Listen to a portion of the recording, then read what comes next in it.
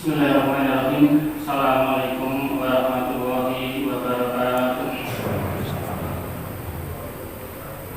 Alhamdulillah alladzi bi ni'matihi tatimmus shalihat. Allahumma shalli wa sallim wa barik wa an'im ala sayyidina Muhammadin sallallahu alaihi wasallam.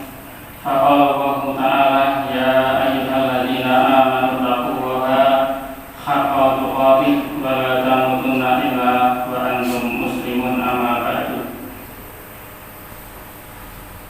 Bapak-bapak, ibu-ibu, saudara-saudara rahimakumullah, jamaah salat Isya ingkang mugi-mugi pinarenggan rahmat saking Allah Subhanahu wa taala. Kita laksanaken pembahasan fikih salat. Terakhir kita sudah sampai ke ta'awud, ucapan a'udzubillahi minasyaitonir rajim.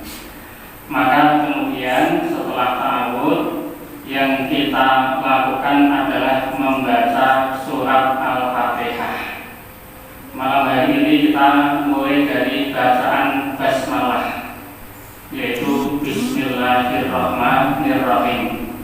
Bismillahirrahmanirrahim ini diistilahkan dengan basmalah atau juga bisa dengan tasmiyah. Jadi istilah basmalah dan tasmiyah itu maknanya adalah ucapan Bismillahirrahmanirrahim. Kemudian yang pertama perlu kami sampaikan di awal tentang perbedaan pendapat di kalangan ulama ketika imam sholat jahriyah, apakah basmalah dikeraskan atau dipelankan. Perjalanan fatwa perbedaan pendapat itu sangat panjang sekali, tetapi saya ringkas saja. Kalau menurut Imam Syafi'i, bacaan basmalah itu dikeraskan. Sebagaimana yang dipraktekkan di jamaah kita ini, kita mengikuti pendapatnya Imam Syafi'i salah satunya. Dan beliau memang juga berpendapat bahwa basmalah itu ayat pertama dari surat Al-Fatihah.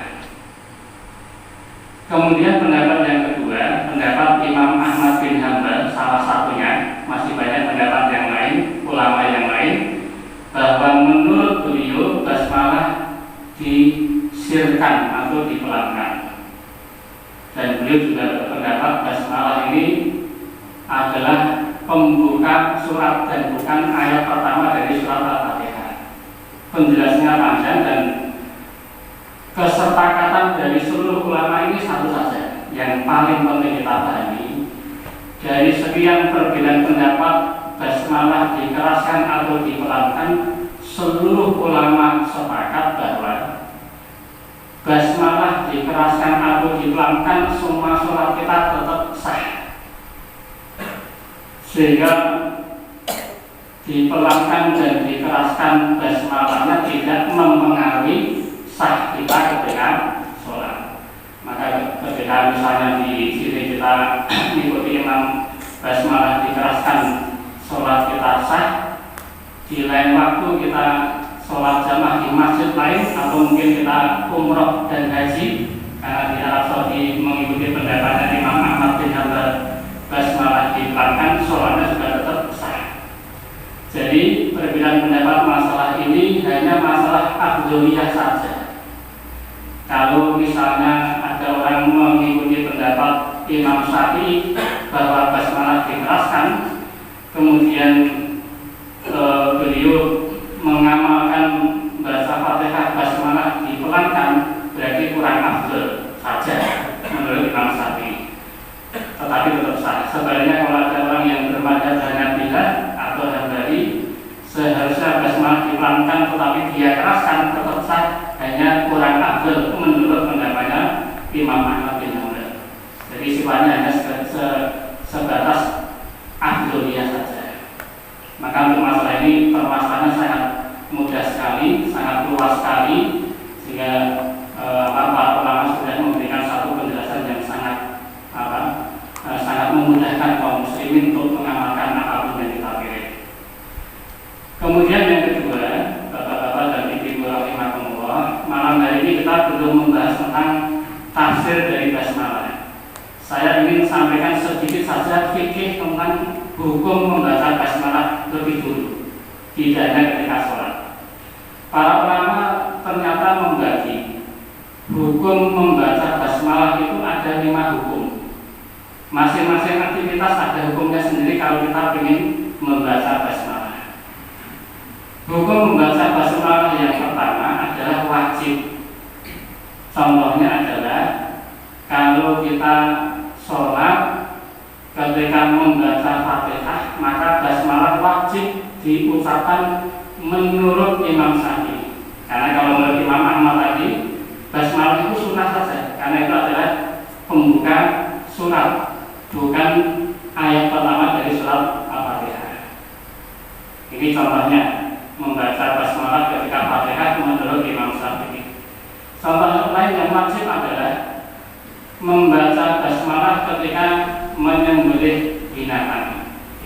Ini menurut jumhur ulama hukumnya wajib. Tetapi menurut Imam Syafi'i justru hukumnya sunnah saja. Ini kalau kita perhatikan latar belakang perbedaan pendapat itu luar biasa sekali. Ada surat Al-An'am 112, Al-Maidah ayat kelima, hadis riwayat Imam Al-Baihaqi. Intinya apa? Kalau saya sampaikan pendapat beberapa ulama, baik 4 mazhab atau ulama yang lain, pertama semua berdasarkan dari Quran dan Sunnah. Yang kedua mereka punya kompetensi untuk merumuskan hukum dari Quran dan Sunnah. Ketika 2 syarat itu terpenuhi, maka seseorang boleh berfatwa. Pertama dasarnya Quran dan Sunnah, yang kedua harus punya kompetensi untuk menyimpulkan hukum dari Quran dan Sunnah.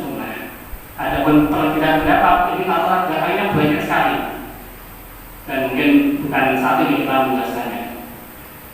Kemudian yang kedua, ada juga hukum membaca basmalah itu hukumnya sunnah, yaitu untuk pekerjaan-pekerjaan yang penting dan bermanfaat.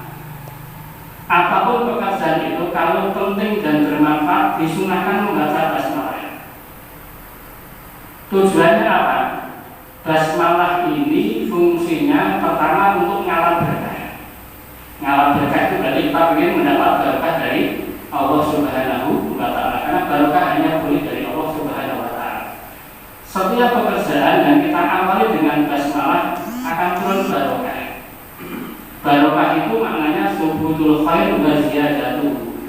Kebaikan dalam pekerjaan itu tetap ada, bahkan semakin tambah banyak kebaikannya. Yang kedua, kalau sebelum melakukan pekerjaan tadi kita baca basmalah, berarti nilainya menjadi bertambah aktivitas itu. Satu contoh misalnya, sebelum makan dan minum kita disunahkan membaca basmalah.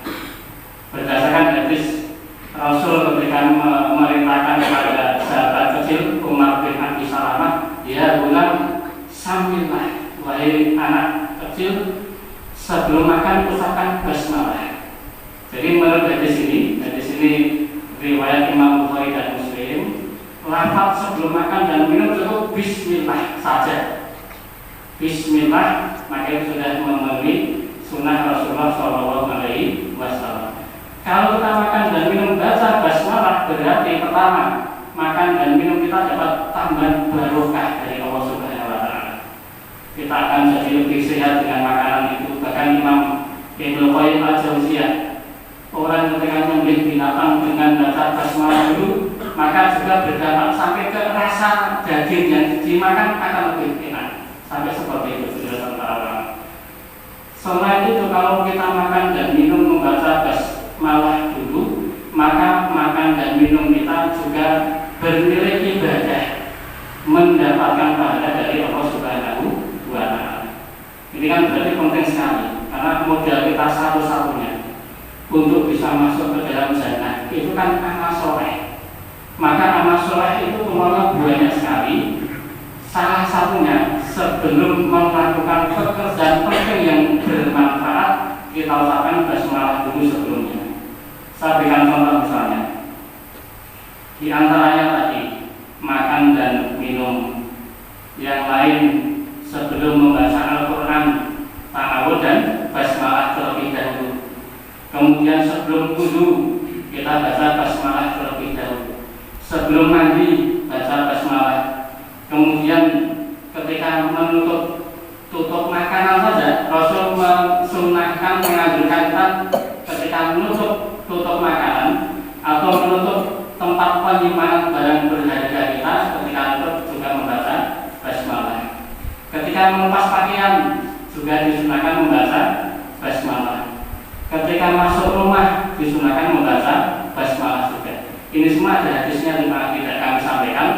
Intinya apa? Bahwa ternyata dalam banyak kesempatan Rasul menganjurkan kepada kita untuk memulai dengan basmalah.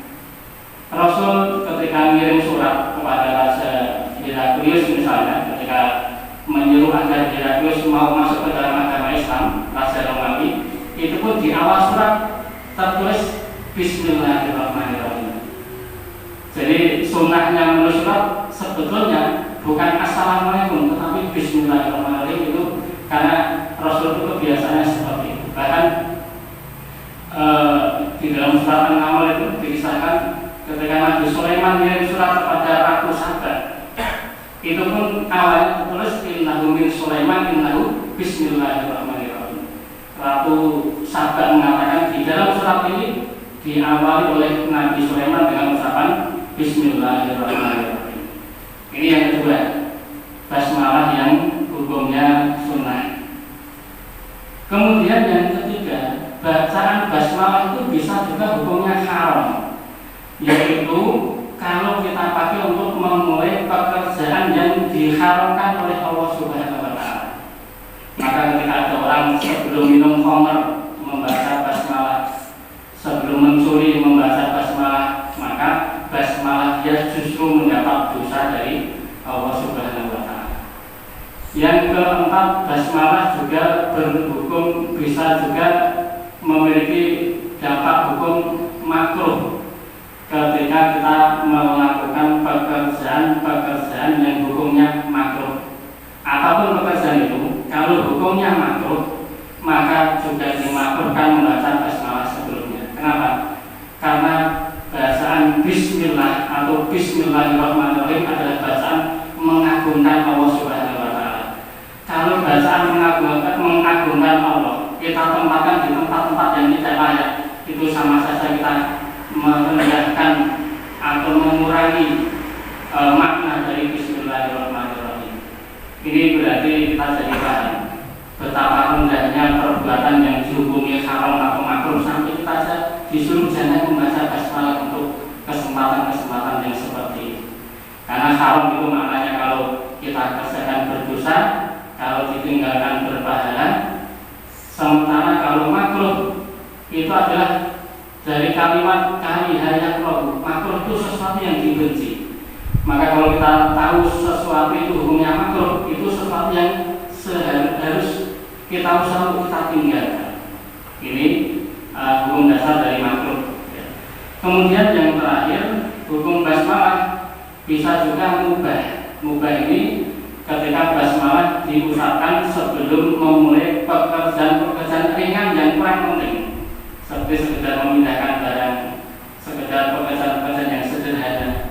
Sekalipun basmalahnya berpahala, tetapi hukum basmalah ketika dikaitkan dengan aktivitas yang tidak penting, maka ini hukumnya berubah menjadi mubah. Ini 5 hukum pembacaan basmalah sebelum melakukan satu pekerjaan. Maka kesimpulannya, mari kita memperbanyak membaca basmalah ini sebelum memulai pekerjaan apapun yang bermanfaat, yang penting, agar pekerjaan itu kita dapat dua keuntungan. Keuntungan pertama, pekerjaan tadi mendapat barokah dari Allah Subhanahu wa Ta'ala. Keuntungan yang kedua, pekerjaan tadi dinilai ibadah oleh Allah Subhanahu wa Ta'ala.